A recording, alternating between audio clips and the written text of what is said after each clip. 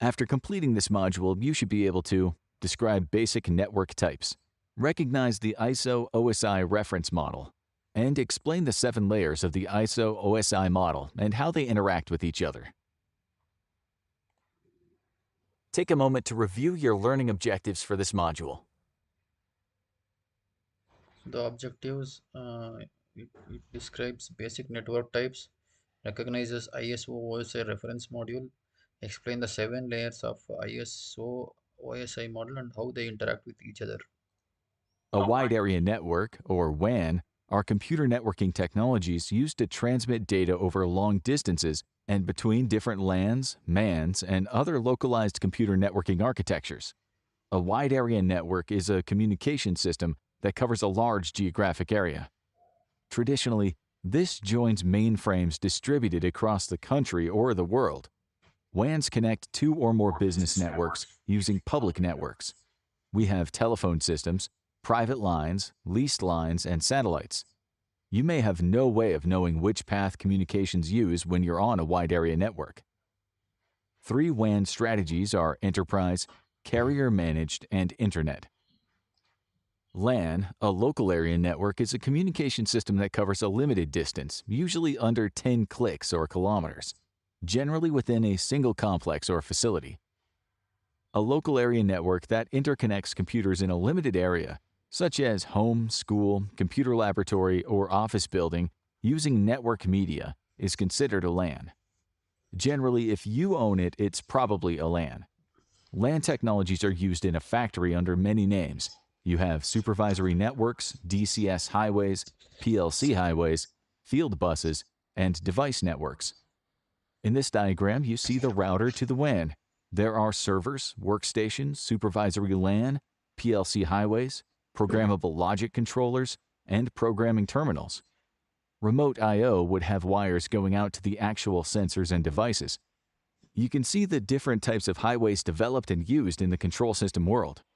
It's a little bit different of a concept from IT, where they don't have to deal with plant floor directly. All these WANs and LANs and field buses, data communication highways, how do they work? How does this Ethernet thing work? Here we have a model that's been around since the late 70s, the ISO OSI reference model. It's a 7-layer protocol model known as the Open Systems Interconnection Reference Model, also referred to as the stack or the 7-layer stack. It provides a conceptual framework to better understand complex communications. Each layer in the OSI model has a specific function in an ideal network, and it groups similar protocols together. We'll show the organization of the 7 layers in the OSI model and a few examples of where some well-known protocols fit in. We're not taking a deep dive into networking and the 7-layer model. One thing I want you to take away is that a reference model is a conceptual framework for understanding relationships. There's a whole lot more technology under the covers. Most vendors involved in telecommunications make an attempt to describe their products and services in relation to that OSI model. In any case, all the functions of each layer must be handled somewhere, otherwise you can't have communications on an open internet or Ethernet-type communication network. Each layer in the OSI model has a specific function in an ideal network, but there is some overlap. Click each layer to reveal a brief description, then we'll look at each layer in more detail.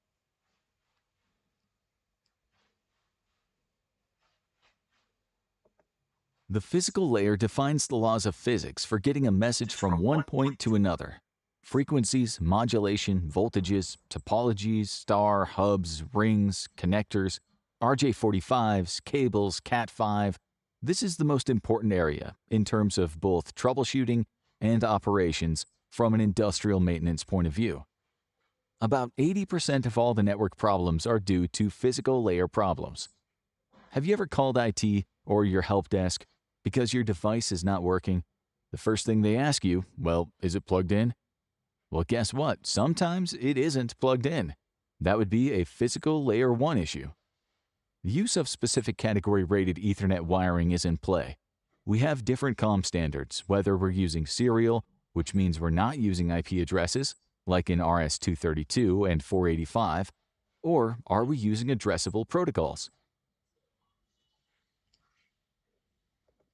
Layer 2.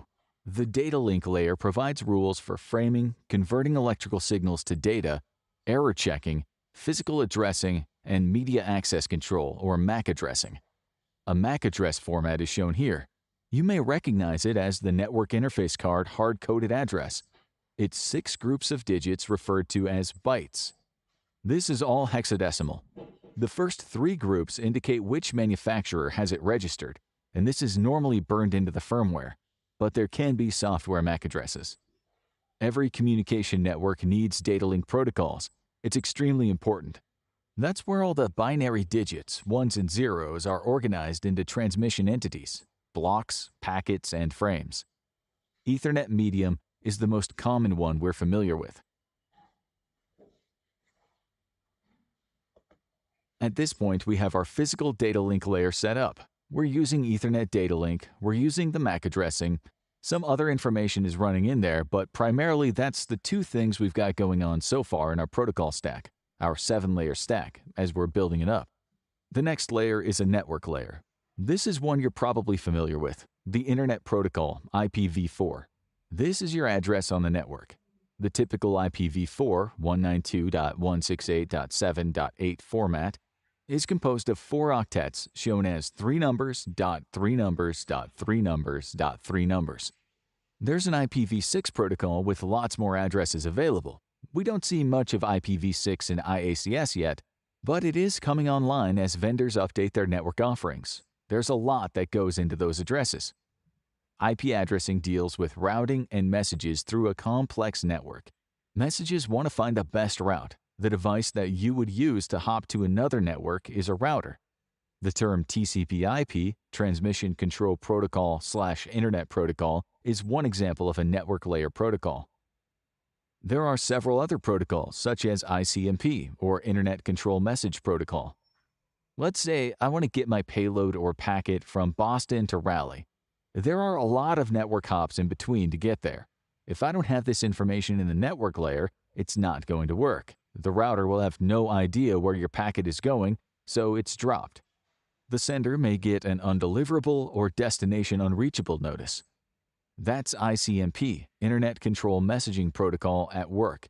You may know ICMP as pinging another station, but it does more than just ping. ICMP operates at layer 3.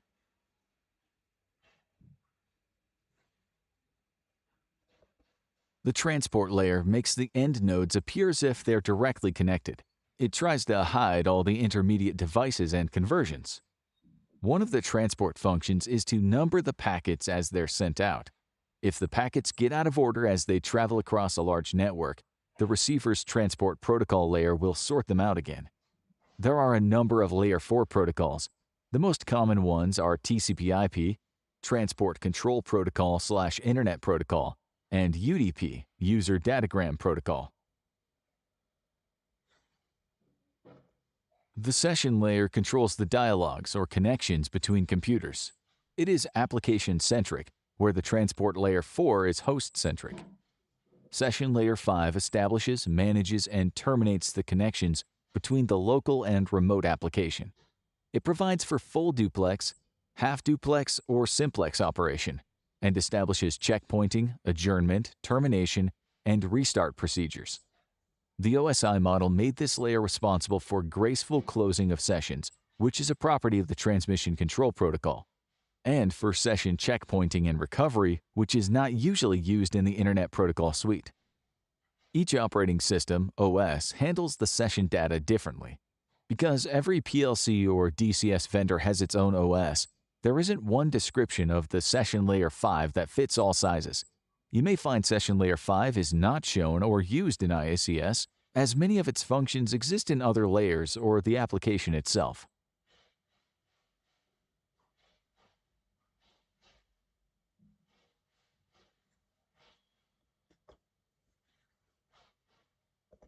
Presentation Layer 6 deals with data format conversion and possibly with encryption and security. It's responsible for the delivery and formatting of information to the application layer for further processing or display if it's used. This is an ambiguously defined layer and has been criticized formally many times, and is debatable as a separate layer. Like Session Layer 5, Presentation Layer 6 is not shown or used in IACS, as many of its functions exist elsewhere.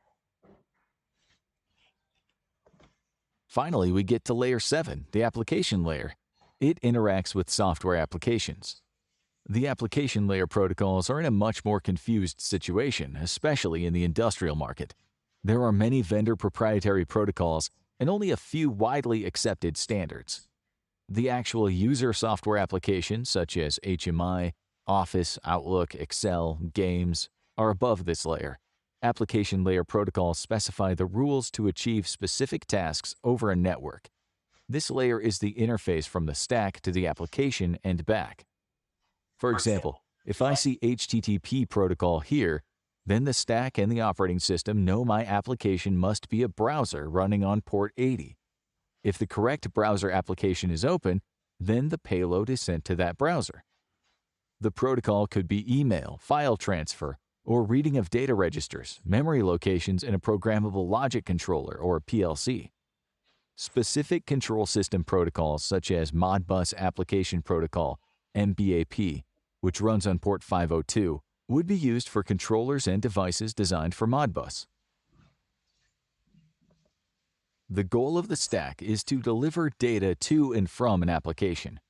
Data is also referred to as payload. As an operator, I don't necessarily care how the data value of a reservoir level gets back and forth. I just need to know that the level is available and the integrity of the data is correct. How is that done? The data or payload is encapsulated or included within each layer of the stack, as shown here. The application software at the transmitting station presents data to the application layer, which adds an application control header. Each layer going down the stack adds its own header until we get to the physical layer which sends the data. At the receiving station, each layer strips off the appropriate header, acts on it, and passes the remaining data to the layer above. The headers contain information that helps the protocol interpreter at the receiving station process the message correctly. Note that session and presentation layers for industrial protocols are not usually clearly defined. The physical layer does not care what is encapsulated. Its job is to convert the binary digital ones and zeros to electrical energy and get them to the other end via any combination of frequencies, voltages, connectors, modulation, topologies, and cables. Industrial data communications is a course by itself. If you want to learn more about comms, check out ISA's offering, a 5-day TS06 hands-on comm course. The title is IT and OT Survival Basics for I and C Personnel, TS06.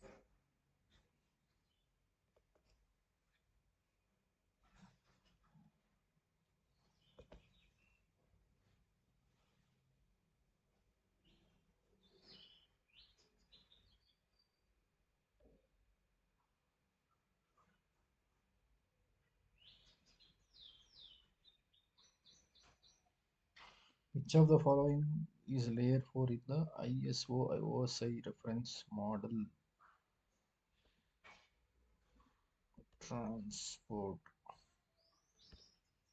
Which layer provides the rules for framing, converting electric signals to data, air checking, physical MAC? It's data link layer. The network layer deals with routing of messages through a complex network. Network layer, transport layer. From an industrial maintenance point of view, which layer is most important area in terms of troubleshooting, accounting for? That's the physical layer.